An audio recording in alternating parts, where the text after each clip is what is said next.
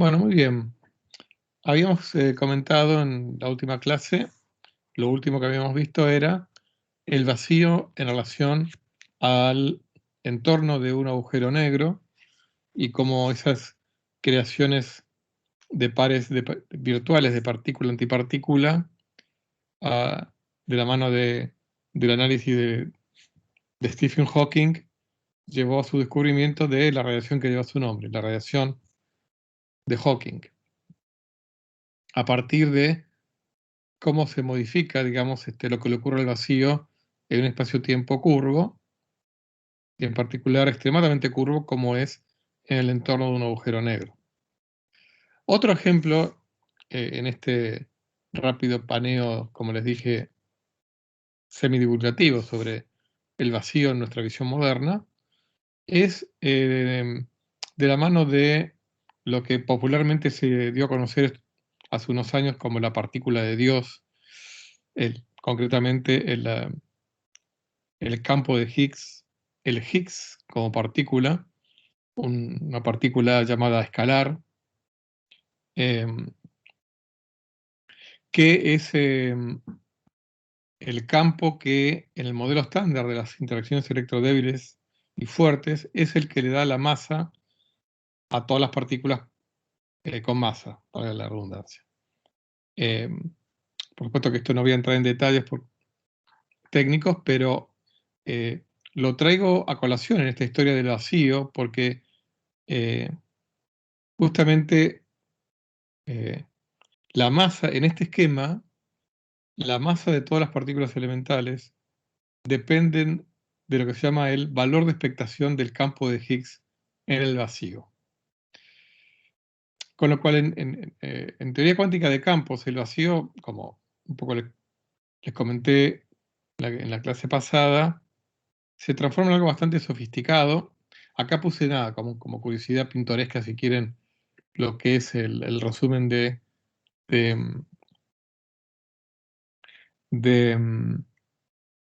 la teoría, digamos, el sector del modelo estándar en donde aparece la interacción con el campo de Higgs, donde acá aparecen una cosa llamada densidad lagrangiana. Esto sería, digamos, el sector de Higgs del lagrangiano, o sea, la teoría, en donde figuran cómo interactúan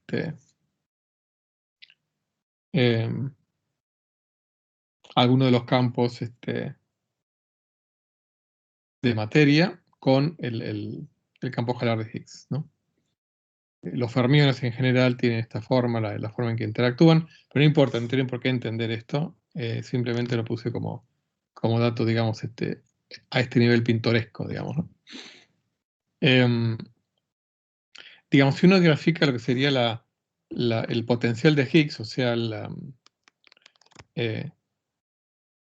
así como la energía potencial del campo de Higgs, tiene una forma típica de sombrero mexicano, como se llama, donde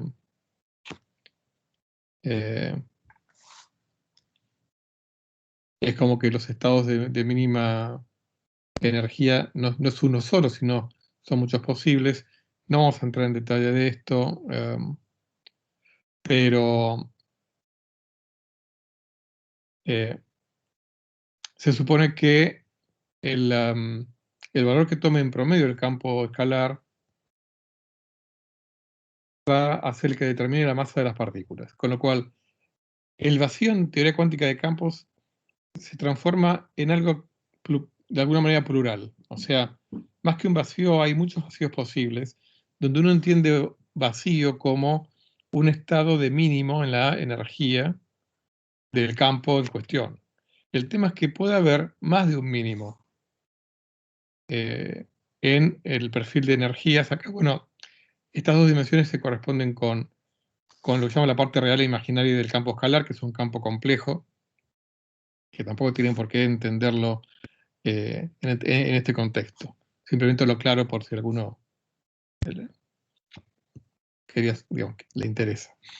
Les decía que puede haber más de un mínimo en llamémosle, paisaje de energías posibles del campo cuántico.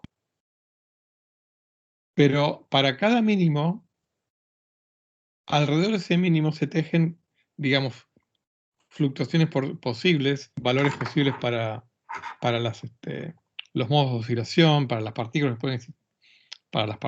y para sus masas. Con lo cual, en general, en una teoría cuántica de campos, en donde haya más de un mínimo posible, puede haber más de un vacío posible, entendiéndose como vacío un estado de mínima energía.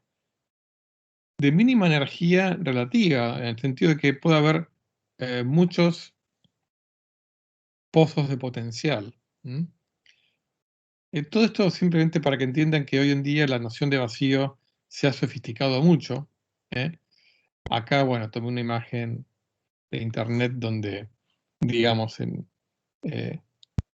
grado de sofisticación de las teorías cuánticas han llevado a que digamos, el paisaje de los posibles mínimos pueda tener, puede ser muy complicado, puede tener muchos mínimos posibles.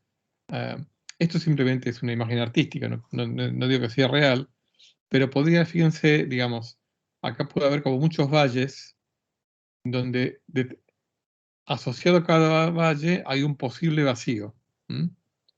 Pero distinto va a ser el vacío en este valle que el vacío en un valle que esté aquí, en una alta cumbre, donde acá puede haber un pequeño valle e incluso pequeños valles más arriba o más abajo. Entonces, a lo largo o alrededor de cada valle, uno puede construir una noción de vacío, donde el universo entero vive en ese valle nada más y no explora en ninguna otra parte. Les comento, digamos, como curiosidad que uno de los intentos más populares, digamos, en la comunidad científica de buscar una gran teoría unificada que logre unir a la teoría de la relatividad con la mecánica cuántica y con todas las interacciones fundamentales, la llamada teoría de supercuerdas. Existen al menos 10 a la 500, o sea, un 1 seguido de 500 ceros, teorías alternativas, y alrededor de cada una de esas teorías alternativas uno puede construir un vacío diferente. Con lo cual, aquellos cuya imaginación no tiene límites y cuyo gusto, llamémosle ontológico, tampoco tiene límites, porque uno puede tener mucha imaginación y sin embargo no gustarle lo que la imaginación le trae. Hay muchos que han imaginado la idea del multiverso, o sea que el todo sean en realidad muchos universos, en cada uno de los cuales valen distintas leyes de la física asociadas a distintos vacíos posibles, ¿no? Acá hay otra imagen que traje en este caso aunque no tiene nada que ver, pero esto es una imagen en homenaje a una de las novelas del escritor Arthur C. Clarke, La ciudad de las estrellas. Nada, como una otra imagen que puede traer asociada a esta idea de muchos posibles mínimos en el paisaje de energías o de las posibles energías que puede tener el vacío, ¿no? Otro contexto en el cual el vacío se hace relevante es en la moderna teoría del universo inflacionario. ¿Qué es eso? Como resumen, es una teoría que dice, o un escenario en el cual cerca del Big Bang hubo una época en donde el universo se expandió exponencialmente. O sea que duplicaba su tamaño cada determinado lapso de tiempo, ¿no? Duplicar su tamaño cada un intervalo fijo implica una expansión exponencial. Eso, bueno, es un modelo que se propone para resolver una serie de problemas que tiene lo que observamos, entre otras cosas, cómo puede ser que el fondo cósmico de radiación tenga la misma temperatura, no importa en qué dirección miremos. Entonces, bueno, forma de explicarlo es que hubo una etapa al comienzo del universo en el cual el universo se expandió exponencialmente. Bueno, esa expansión exponencial se explica o se describe a través de lo mismo, un periodo en donde el universo estaba en algo así como un falso vacío. ¿Qué significa falso vacío? Bueno, un estado de mínima energía relativa, pero que en realidad no es el estado de más baja energía posible. ¿eh? Acuérdense lo que vimos en cuanto a que quizá hoy en día la energía de vacío sea diferente de cero, de la mano de una constante cosmológica, que sea la que esté provocando esta aceleración del universo. Bueno, en esta etapa cercana al Big Bang, hay algunos que creen que hubo un periodo en donde el universo se aceleró, pero mucho más intensamente, o con escalas de tiempo mucho más cortas de lo que se está acelerando hoy en día. El periodo inflacionario, que se llama. Acá está. No me detengo a explicarles toda esta imagen, pero sería una especie de resumen de la historia del universo. El periodo inflacionario, la edad oscura, acá nacen las primeras estrellas, las primeras galaxias, los primeros planetas, etc. Y esta sería la etapa actual. Todo esto, digamos, abarcando 13.700 millones de años.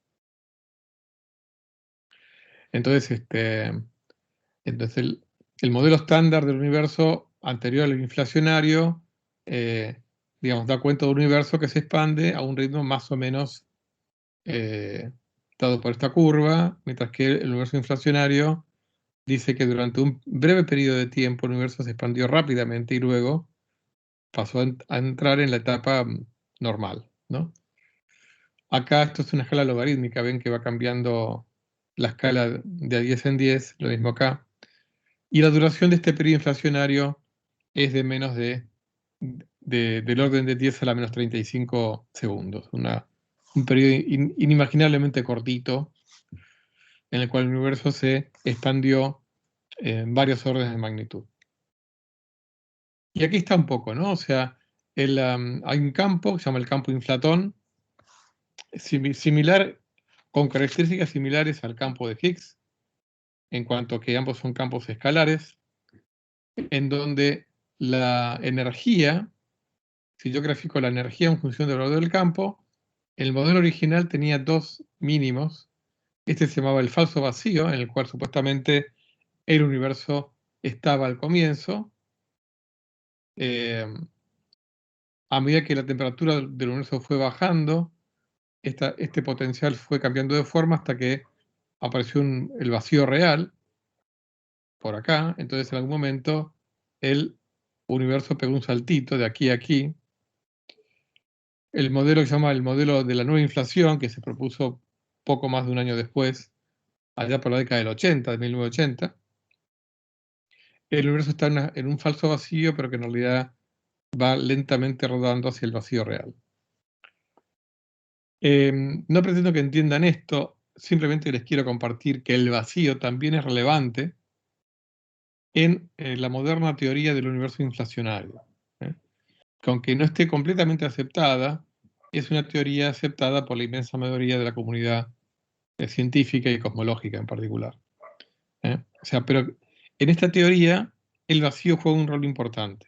O sea, o los vacíos, si quieren, falso vacío, verdadero vacío, un vacío con densidad de energía más alta, que va a parar a un vacío con densidad de energía más baja, y esa diferencia de energías se libera en energía térmica y ahí nace el universo caliente, por la liberación de algo así como calor latente,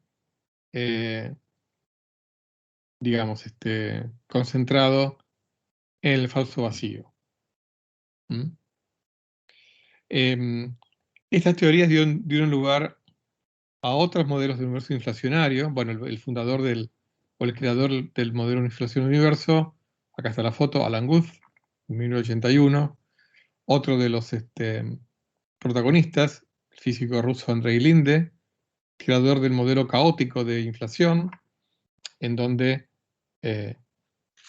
quizá vivamos en un multiverso, o sea, nosotros vivimos en un universo Pero el todo es mucho más grande y hay distintas regiones donde el universo está en distintos vacíos, cada uno con sus propiedades, con sus leyes, con sus constantes fundamentales o con sus valores para las masas de las partículas, etc. O sea, sería un multiverso donde en distintas regiones o en cada universo el vacío es distinto. Una imagen artística como imaginarse un multiverso, nadie se lo puede imaginar y mucho menos nadie sabe si realmente tiene algo de verdadero o no esta imagen del multiverso, ¿no? Otras imágenes artísticas, acá puse imaginando descaradamente el todo, porque sin duda que hay que tener mucha imaginación, pero ya les digo, los que descreen del universo, del multiverso, no necesariamente significa que no tengan imaginación, sino que consideran que no hay que postular cosas que nunca vamos a tener contacto, con las cuales nunca vamos a tener contacto, sin antes agotar las posibilidades de que quizá el todo sea más o menos lo que vemos y no mucho más, ¿no? Si quieren, esto va en el gusto ontológico de cada uno, hasta dónde especular sobre estas realidades tan fantásticas y hasta dónde no.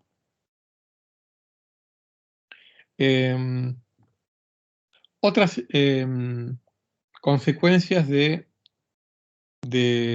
pero estas son, si quieren, un poquito más terrenales, aunque tampoco han sido jamás observadas, digamos, sin entrar en multiversos, pero digamos, como yo les comenté en la clase pasada, que a altas energías las interacciones fundamentales tienden a, a unificarse, o al menos eso es lo que predicen muchos de los modelos modelos actuales. Muchos creen que cuando el universo era muy caliente se produjeron una serie de transiciones de fase, en donde de otras cosas el vacío fue cambiando, en donde, entre otras cosas, las distintas interacciones fundamentales se fueron diferenciando entre sí.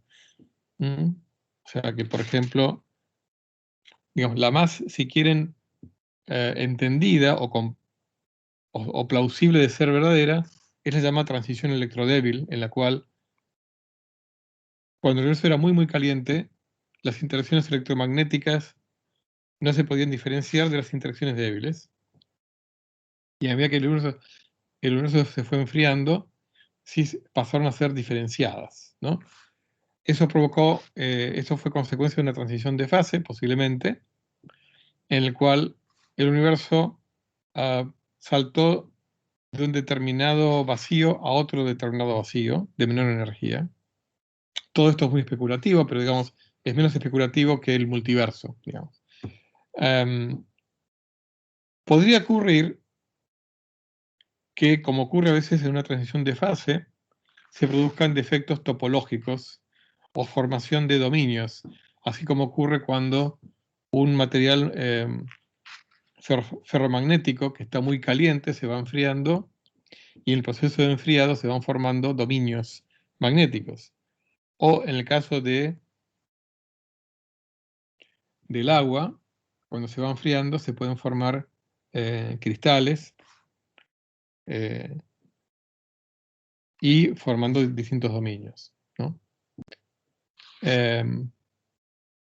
Quizá el ejemplo del agua no es el más apropiado por cuestiones de forma y de amorfismo, digamos, pero bueno, uno puede encontrar otros ejemplos. De todas maneras, los copos de nieve son ejemplos de cristales de agua. Entonces, en este caso, si se produce una transición de fase en donde se rompe alguna simetría, como les comenté, por ejemplo, la simetría entre las interacciones débiles y electromagnéticas, entonces podría ocurrir que se formen defectos topológicos. producto del encuentro entre dominios con diferentes propiedades.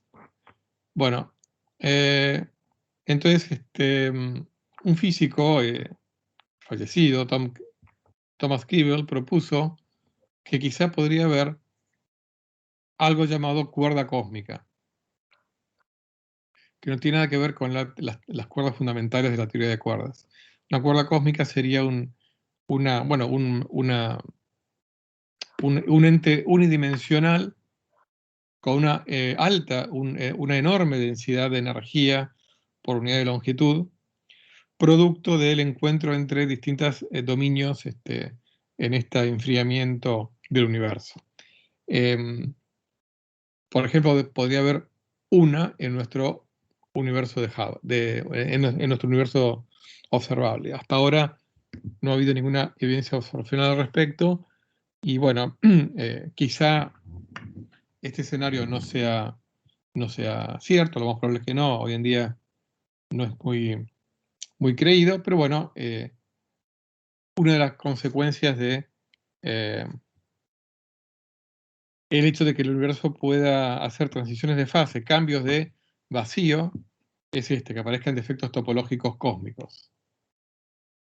Como les comenté, las teorías de gran unificación, la más conocida, las teorías de cuerdas, que de alguna manera engloban a lo que se llaman las teorías de Kaluza-Klein, que son teorías en donde el espacio-tiempo tiene más dimensiones que las 3 más 1 que conocemos, o sea, nuestro espacio-tiempo tiene 3 dimensiones espaciales y una temporal.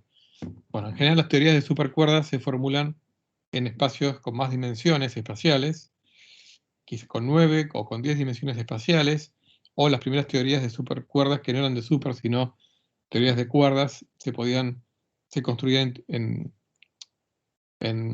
25 dimensiones espaciales, todas cosas que a ustedes les sonarán como ciencia ficción, y posiblemente tenga mucho de ciencia ficción, pero cuestiones matemáticas han llevado a los físicos teóricos a explorarlas, para encontrar formas de unificar la gravedad con la mecánica cuántica de manera consistente.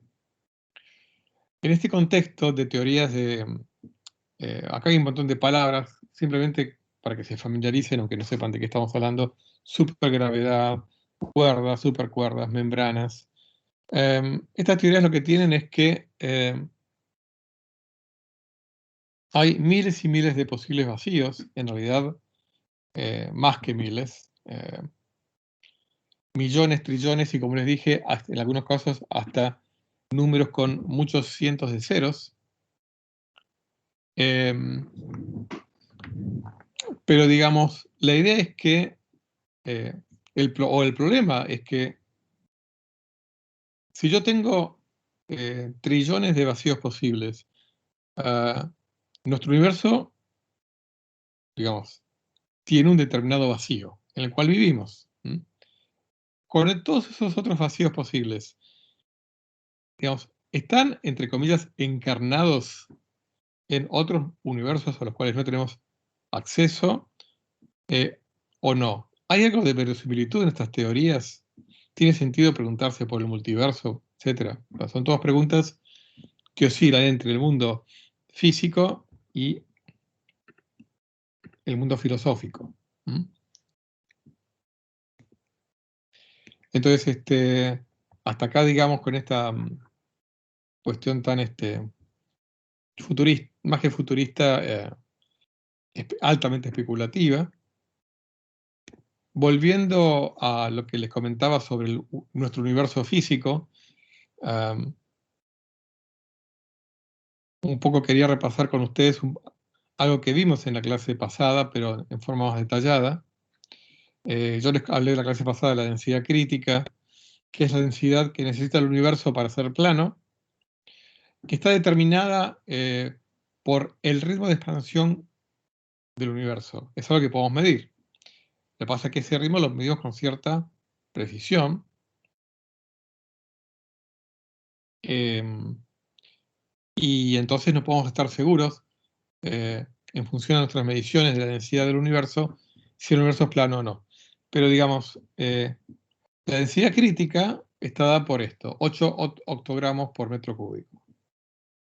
Acá puse los valores, digamos, más actuales que tienen que ver con información recabada por la sonda Planck, de las que les hablé rápidamente en la clase pasada. Es una sonda que estuvo funcionando para investigar las anisotropías del fondo cósmico de radiación. Esto sería 8 por 10 a menos 30 gramos por centímetro cúbico, la densidad crítica. 0,4 octogramos la densidad de la materia ordinaria, promedio en el universo. Como les comenté, menos de un átomo por metro cúbico, menos de o alrededor de 5.000 millones de soles por megaparsec cúbico. Otra forma de escribirlo es a través del parámetro de densidad bariónico, o sea, básicamente átomos. Y esta H es la constante de Hubble en unidades de 100 kilómetros por segundo por megaparsec.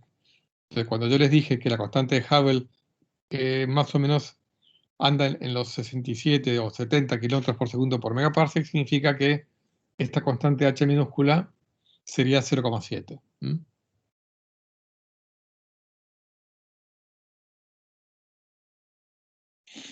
Datos del 2018. La estimación para la densidad de materia oscura, que es varias veces mayor que la densidad de materia ordinaria, anda en 2 octogramos por metro cúbico contra 0,4. O sea que 5 veces mayor que la materia común, aunque no sepamos qué es, ¿no? Y el parámetro de densidad multiplicado por h cuadrado da 0,12. Contra 0,2, 0,12. Siempre en función de los últimos datos de la sonda Planck de hace 2 o 3 años. Finalmente, para la densidad de energía oscura, la constante cosmológica, quinta esencia o lo que sea, está en el orden de 6 por 10 a la menos 27 kilos por metro cúbico, parámetro de densidad de 0,67 o 68, siempre de acuerdo con los datos de la sonda Planck. Que les cuento que la sonda Planck se ubicó a más o menos 1 millón de kilómetros de distancia de la Tierra, lo llama el punto de Lagrange L2. Es un punto estable gravitacionalmente, donde la sonda, o sea, no está en órbita alrededor de la Tierra, sino que está en órbita alrededor del Sol, pero siguiendo a la Tierra en su órbita alrededor del Sol. Bueno, volviendo a especulaciones alrededor del vacío, desde hace ya más de 50 años ha habido muchos físicos que han trabajado en una versión cuántica de la gravedad. Una teoría que aún no existe, pero que se puede explorar desde distintos puntos de vista. Y se ha llegado a algunos bosquejos, aunque como les digo, todavía no existe. Uno puede hacer gravedad cuántica y uno puede hacer cosmología cuántica, o sea, especular sobre la posibilidad de que si el espacio-tiempo es cuántico a nivel fundamental, entonces así como en teoría cuántica de campos uno puede crear partículas de la nada, partículas a partir del vacío, ¿por qué no pensar que se puedan crear universos a partir del vacío? O sea, porciones de espacio-tiempo a partir de la nada. Lo que pasa es que esto es extremadamente especulativo porque ¿cuál es esa nada a partir de la cual yo creo un espacio-tiempo? O sea, si yo creo un espacio-tiempo, ¿qué es la nada previa? O sea, es algo que es anterior al espacio y al tiempo. Entonces, ¿cuál es ese escenario, arena, campo en el cual uno formula esa teoría cuántica? Bueno, es algo extremadamente especulativo, preespacio, protoespacio, con cosas que aún hasta al día de hoy se sigue trabajando en forma, como yo les digo, especulativa, pero como teóricamente uno podría considerar un universo en el cual la energía total es cero, porque la densidad de energía gravitacional, al ser atractiva, es negativa, uno podría imaginarse un universo en el cual la energía total sea cero, con lo cual crear un universo sin costo de energía, ¿no? Como acá les comparto en esta transparencia, ¿no? El tema es que, como digamos, todavía no sabemos qué sentido tendría esto, cuál sería ese escenario previo. Mucho menos podemos especular sobre si esto es factible,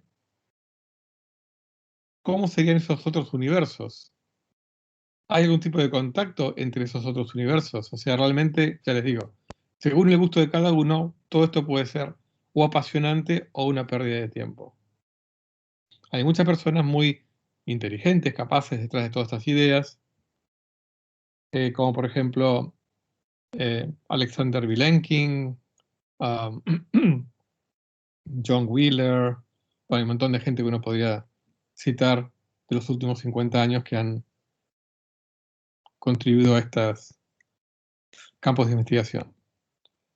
Estamos de a poquito llegando al final de esta larga historia del cero al nadie y vacío. Entonces me pareció interesante volver al comienzo, cuando repasamos algunas ideas de distintas filosofías y tradiciones religiosas. Entonces, como para hacer como una especie de pequeño flashback o retroceso, déjenme compartir con ustedes un fragmento de un texto de los gnósticos, una secta o llamémosle corriente dentro de la iglesia cristiana primitiva que luego cayó en desgracia y fue considerada herética, pero originalmente, bueno, fue una de las tantas corrientes teológicas dentro de la iglesia primitiva cristiana. De hecho, algunos de sus fundadores pertenecían a la iglesia cristiana original, primitiva, y no fueron considerados heréticos, en donde especularon filosóficamente acerca de la creación del universo a partir de la nada, ¿no? O sea, ¿cómo fue que Dios creó el universo a partir de la nada? Si eso era factible o no. Entonces está ahí un fragmento de un texto muy antiguo que dice: es de semejante tipo y forma y gran magnitud que ningún otro ha estado con Él desde el principio. Donde Él significa Dios, ¿no? Ni hay un lugar en el que Él está o del cual ha aparecido o hacia el cual Él irá. O sea, y esto me pareció interesante compartirlo ahora que ya estamos terminando este largo viaje, de la mano a lo que hemos visto recién sobre estas especulaciones, ¿no? Digamos, de la posibilidad de crear algo a partir de la nada, cuánticamente, incluido el propio espacio, ¿no? Los gnósticos especulaban sobre que Él ni siquiera se puede decir que está en un lugar, ¿ok? O sea, entonces, uno podría decir que el lugar de Dios es el no lugar, ¿ok? O sea, no, al fin y al cabo, si Él creó todo a partir de la nada, Él no puede estar en ningún lugar, o hacia el cual Él irá. No hay ningún lugar hacia el cual Él irá. Ni hay una forma primordial, la que usa como modelo a medida que trabaja. O sea, vuelvo, la creación cuántica de universos a partir de qué? De la nada, ¿de qué nada? De la nada, del vacío cuántico, pero ¿qué es el vacío cuántico antes de que haya ni siquiera un universo, ¿no? Volvamos a los agnósticos. Ni hay ninguna dificultad que lo acompaña en lo que hace, siempre refiriéndose a Él con mayúsculas, o sea, a Dios. Ni hay ningún material que está a su disposición, del cual crea lo que crea. Ni ninguna sustancia dentro de Él de la cual obtiene lo que obtiene. ni un cotrabajador con él, trabajando con él en las cosas en las que él trabaja. O sea, además está solo, ¿no? Decir cualquier cosa de este tipo es ignorante. Más bien, uno debería hablar de él como bueno, sin errores, perfecto, completo, siendo él mismo la totalidad. Es interesante este texto en cuanto a tomarse en serio esta, bueno, doctrina de la Iglesia, ¿no? Que está en la Biblia. O sea, Dios creó el universo. ¿Qué significa eso? ¿No? Bueno, vimos que San Agustín decía que la pregunta que estaba haciendo Dios antes de crear el universo no tiene sentido porque ni siquiera así había tiempo antes de que Dios creara el universo, ¿no? Entonces, tomarse en serio la nada, ¿no? Hace que los gnósticos hayan escrito este texto. Que bueno, ahora les digo, este texto es un fragmento de lo que se llama el Tratado Tripartito, escrito por alguien que vivió en algún momento eh, del siglo posiblemente segundo después de Cristo, del cual no se sabe poco y nada. Digamos, del que se sabe un poquitito en cuanto a que existió es Valentín Valentín el Agnóstico, el cual fue, digamos, el primero que empezó a enseñar estas doctrinas gnósticas. Este fragmento, en realidad, eh, digamos, el tratado tripartito hay un único códice que sobrevivió hasta nosotros, escrito en copto, que es un idioma hablado en Egipto, si quieren, heredero del egipcio antiguo. Se supone que este texto fue escrito originalmente en griego, pero no sobrevivió el manuscrito griego, sino el copto. Sobre este escrito se basaron San Ireneo e Hipólito de Roma para, para enseñar las doctrinas de Valentín. Fíjense, por eso les digo, ¿no? O sea, ser Ireneo, un discípulo de Valentín, fundador del gnosticismo, es un santo de la Iglesia. Lo que pasa es que a la larga la doctrina gnóstica cayó en desgracia. Uno de los principales motivos fue que los gnósticos creían que no fue Dios el que creó el mundo, sino un intermediario. Esto se parece un poco, les comento algunas ideas que tenía Platón al respecto. El demiurgo, o sea, de hecho posiblemente lo hayan tomado de Platón. O sea, quizá esta idea fue quizá una de las que más influyó para que la doctrina gnóstica cayera en desgracia y al cabo de pocos siglos después. Bueno, volvamos entonces a la actualidad. Roger Penrose, ganador del Premio Nobel de Física el año pasado, una de las mentes más brillantes que existen, digamos, en la actualidad,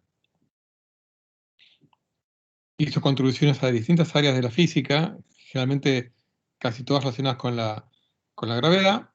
Él es autor, junto con Stephen Hawking, de unos teoremas llamados teoremas de singularidad,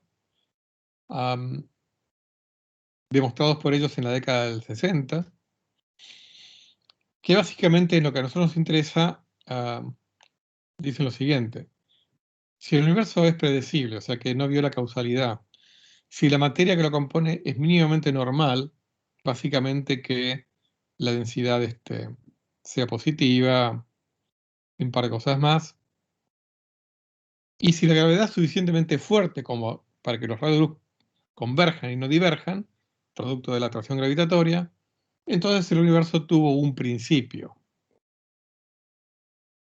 Estos teoremas son muy rigurosos matemáticamente. No importa que el universo esté rotando, que sea muy inhomogéneo, lo que sea, el universo va a tener un principio. Ahora,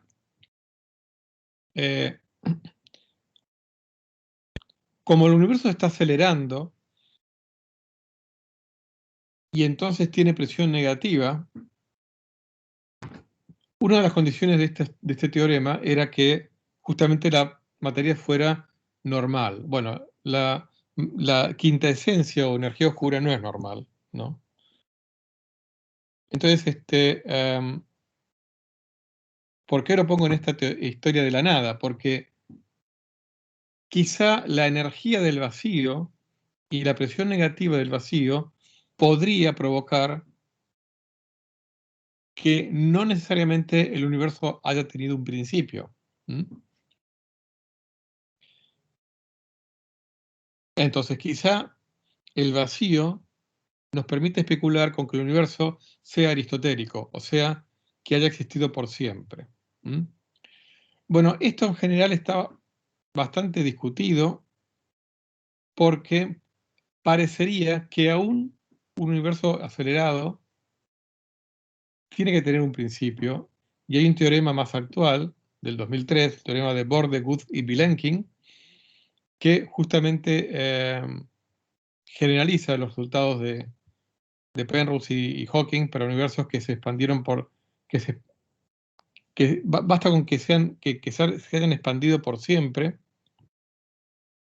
e incluso que no obedezcan las ecuaciones de la relatividad de Einstein, aún así tienen que haber tenido un principio.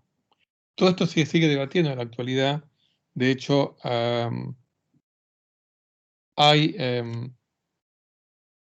modelos en donde el universo es cíclico, o bien el universo ha tenido una etapa previa de contracción. Lo que pasa es que la interpretación en la cual el universo quizá sea eterno, pero la interpretación de esa etapa previa de contracción, se imagínese un universo que esté contraído desde el eterno pasado, llega a un punto de mínima tamaño y luego se reexpande como una especie de rebote, ¿no?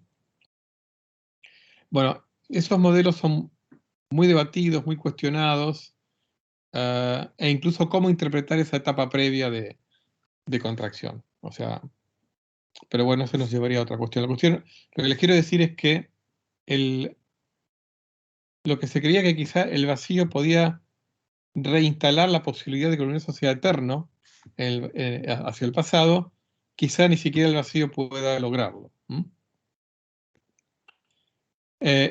Siempre en relación al vacío, hay un paper muy bonito de un físico muy destacado del siglo XX, sobre todo, que falleció hace poco, el año pasado, Freeman Dyson, publicó un artículo, un Review of Modern Physics en 1979, llamado La vida en un universo abierto, en donde justamente él especulaba con la posibilidad de que la vida inteligente en un universo en expansión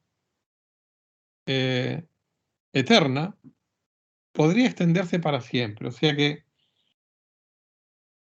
un universo en expansión para siempre, a pesar de ser cada vez más y más diluido, él argumentó que podría haber vida inteligente para siempre, porque podría haber intercambio de información y procesamiento de información eternamente, ¿no? Obviamente a un ritmo cada vez más lento, pero eternamente.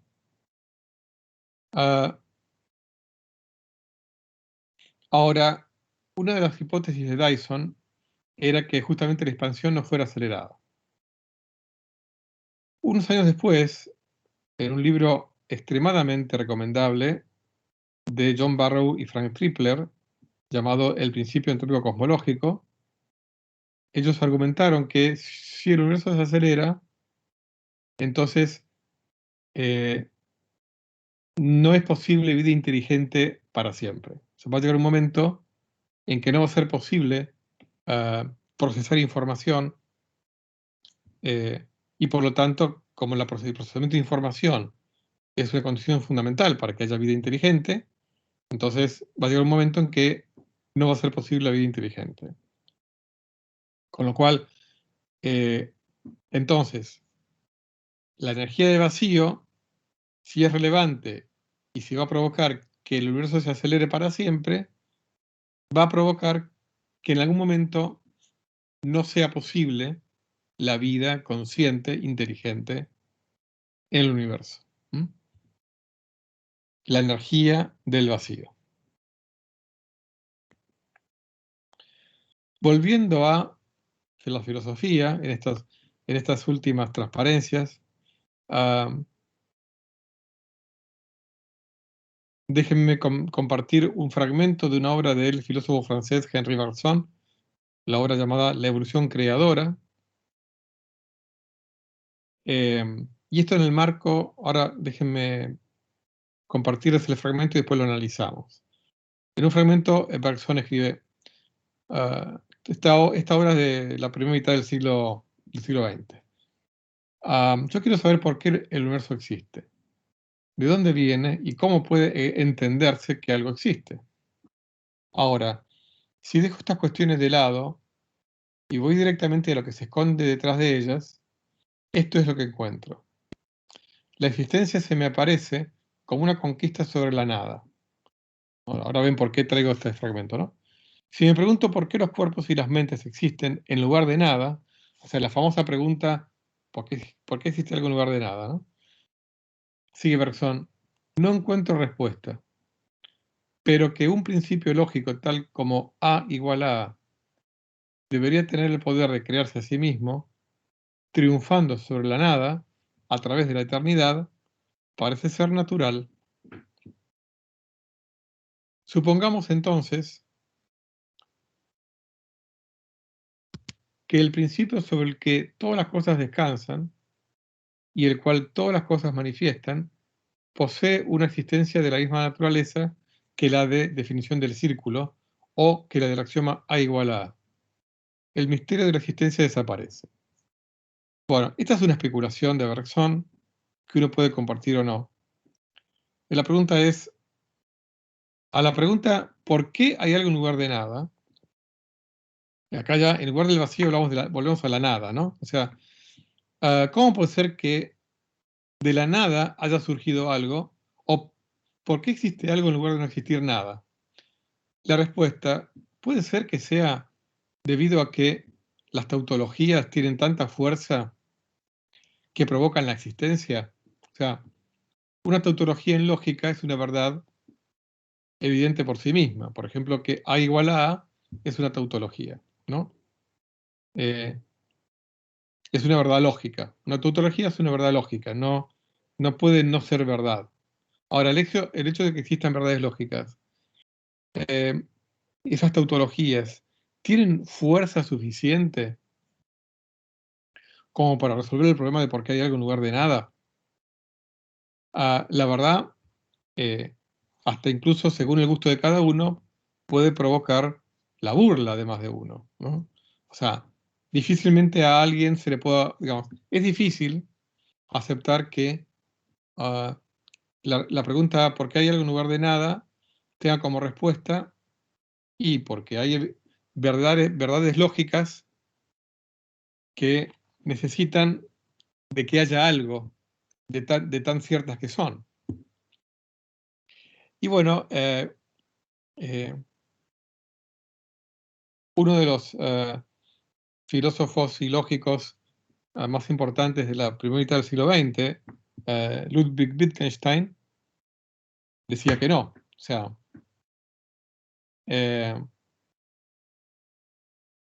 O sea, que él llegó a decir eso, ¿no? Que digamos, para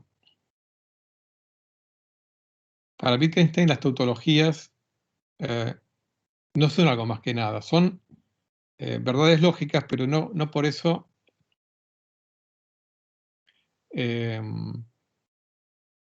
significa que den lugar a la existencia de algo, ¿no?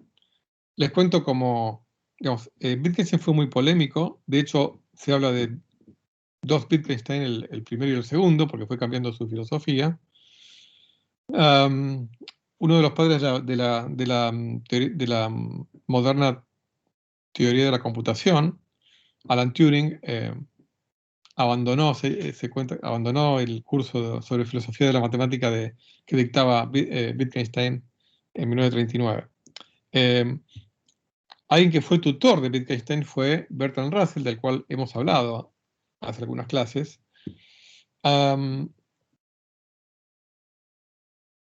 Y él siempre trataba de encontrar alguna ironía en todas estas cuestiones, ¿no?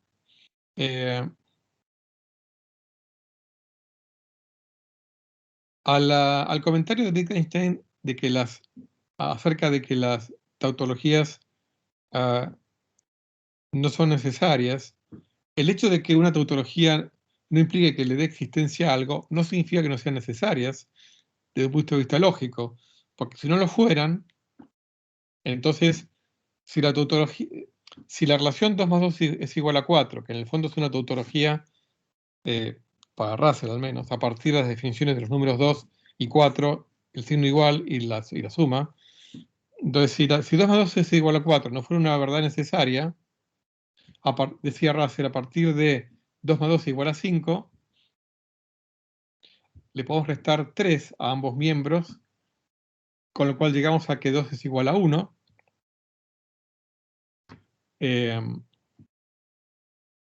Porque 4 menos 3 es igual a 1 y 5 menos 3 es igual a 2. Con lo cual, dice Russell, el Papa y yo somos 2, pero 2 es igual a 1, con lo cual el Papa y yo somos 1, ¿no? Era una ironía, pero bueno, un poco queriendo decir que una tautología o una verdad lógica tiene que ser necesaria, ¿eh? O una verdad matemática derivada de la lógica. Ya estamos por llegar al final. Otra idea contemporánea es la idea de este físico, Lee Smolin, uno de los protagonistas de los últimos 30 años en lo que es la gravedad cuántica, en particular la gravedad cuántica de lazos o Loop Quantum Gravity. Propuso hace alrededor de 25 años la idea de que quizá, como no sabemos lo que pasa en el interior de un agujero negro, quizá se cree un universo dentro de un agujero negro. O sea que en realidad la teoría de la relatividad de Einstein no lo prohíbe. O sea, que en el interior de un agujero negro se produzcan condiciones para que se produzca una especie de mini Big Bang donde se cree espacio. Entonces, si eso es así, un agujero negro, uno puede interpretarlo, dice Smolin, como un mini universo con sus propias leyes. Entonces, si uno aplica las ideas de Darwin de selección natural a la idea de reproducción de universos, entonces un universo va a ser mucho más, va a ser más prolífico cuanto más agujeros negros pueda dar lugar, porque al fin y al cabo un agujero negro, en este contexto, se puede interpretar como un universo hijo del universo padre o madre, ¿no? Entonces, quizá el valor de las constantes fundamentales de la física que gobierna nuestro universo se puede explicar, digamos, por qué toman ese valor y no otro, producto de que nuestro universo es muy fructífero o prolífico a la hora de crear agujeros negros. O sea, la idea es que es una conjetura, ¿no? Si las constantes fundamentales de la física fueran levemente diferentes, quizá el universo daría a luz muchos menos agujeros negros, ¿eh? Entonces, pero bueno, es una idea altamente especulativa. Entre otras cosas, si la constante cosmológica, que es básicamente la densidad del vacío, o que la interpretamos como la densidad del vacío, fuera diferente, quizá nacerían menos agujeros negros. Con lo cual, quizá la densidad del vacío sea determinante en cuanto a cuántos agujeros negros pueden nacer en nuestro universo. En realidad, no lo sabemos, es algo muy especulativo. Uno de los libros de Liz Smolin, donde desarrolla a nivel semidivulgativo estas ideas, se llama The Life of the Cosmos, la vida del universo, que fue publicado en la década del 90. Bueno, entonces uno, ya para ir terminando, ¿no?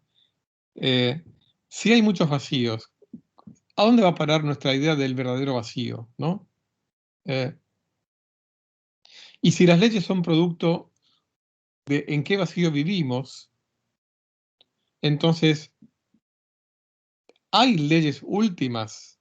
O sea, ¿a dónde van a parar las leyes últimas?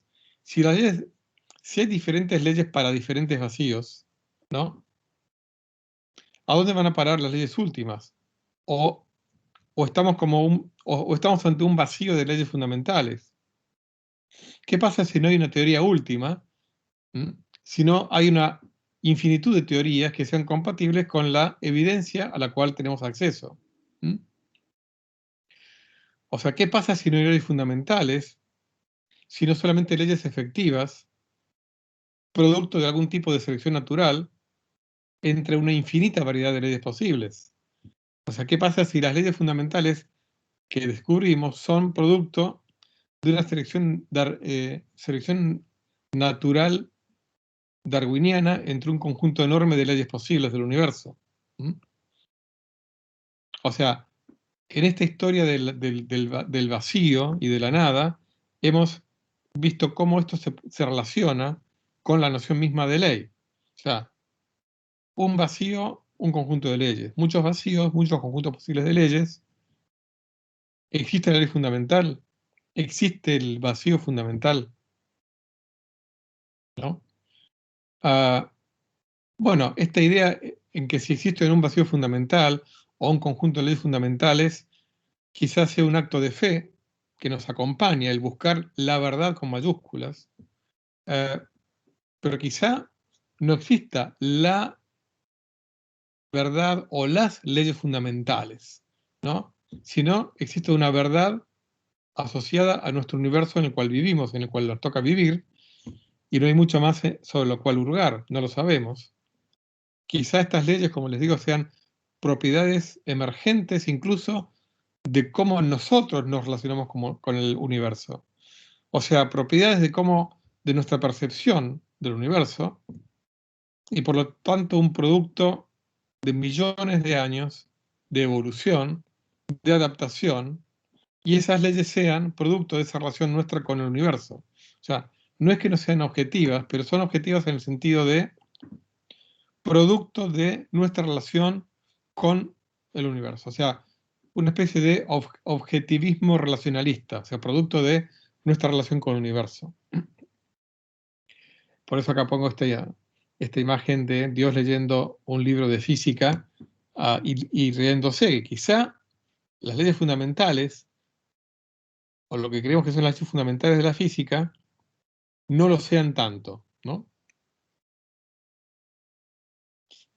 Y si hay una relación entre la nada, el vacío y las leyes fundamentales, bueno, quizá cada cual tenga su propio vacío, el cual tiene que llenar a lo largo de la vida de cada uno de nosotros, ¿no? Y la humanidad va llenando ese vacío, que uno puede asociarlo a la ignorancia, con una sucesiva, o si quieren, una sucesión de ignorancias, quizá cada vez más ricas, para los que somos optimistas en cuanto que hay progreso en la ciencia y en la humanidad, quizás sea una sucesión de ignorancias cada vez más ricas, ¿no es cierto? Y de vacíos cada vez más ricos. La noción misma de vacío va cambiando, como hemos visto en esta larga historia del cero, la nadie del vacío. Se han enriquecido los vacíos posibles, nuestra visión del vacío, nuestra concepción filosófica de la nada, e incluso de los ceros que aparecen en las matemáticas modernas, ¿no? Entonces, hasta acá llego con esta larga historia del cero, la nadie y del vacío. Acá hay algunas alusiones al vacío, distintas formas de decir nada, la asociación civil de la nada, una lata llena de vacío, nothing, Acá está Felipe preguntándose, ¿y cuando uno está aquí y no tiene ganas de decir nada, qué? ¿No? Es una viñeta acerca de nada, de no decir nada, etcétera. Así que bueno, hasta acá llegamos. Espero que les haya resultado de interés. Y como les dije, en realidad esta historia es una puerta para el que quiera curiosear más sobre la nada, el vacío, el cero. Y, y bueno, como les dije, un poco enriquecer todo lo que uno sabe y lo que uno no sabe sobre estos temas apasionantes y desconcertantes al mismo tiempo. Así que bueno, hasta aquí hemos llegado.